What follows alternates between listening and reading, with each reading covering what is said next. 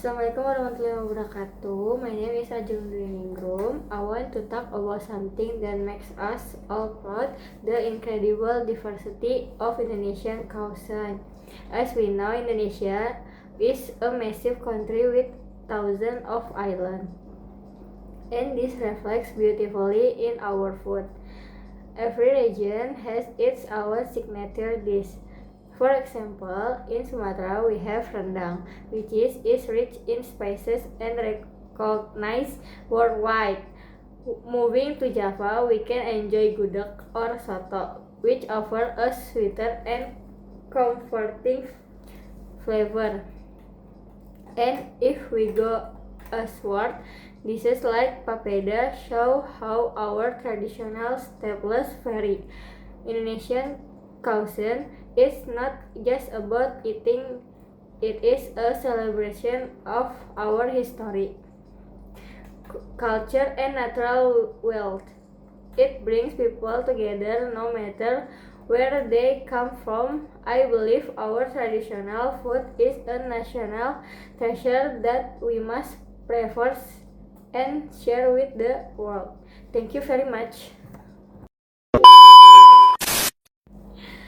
Now let's move on to part 2 of my project. I will present a grammar topic called indirect question. First, let me introduce myself. My name is Ajeng Dwiningrum. My student ID is 63251343 and I am student at Universitas Bina Sarana Informatika. First, what is an indirect question? As you can see on the slide, an indirect question is basically a question that is placed inside another sentence. We use this structure because it sounds softer, more polite, and much more formal than a direct question. To see the difference, let's look at this example. A direct question like "Where is the bathroom?"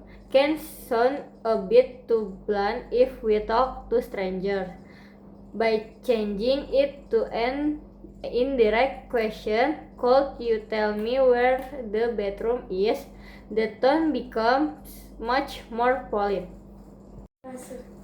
To build an indirect question, the key is using an introductory phrase. Some of the most common expressions we can use to open the sentence are "Could you tell me?" "Do you know?" or "I was wondering."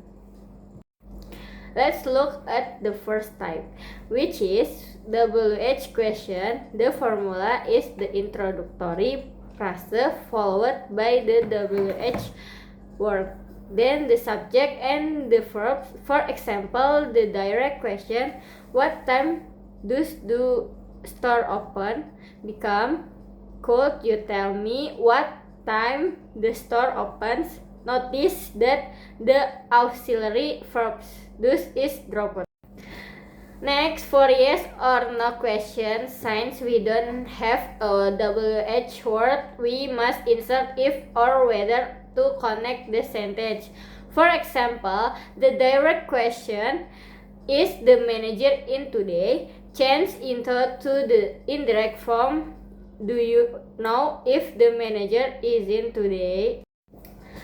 There are a few important details to remember. First, the tense of the sentence does not change. Second, pay attention to punctuation. If the opening phrase is a statement like "I wonder," we must end the sentence with a period, not a question mark.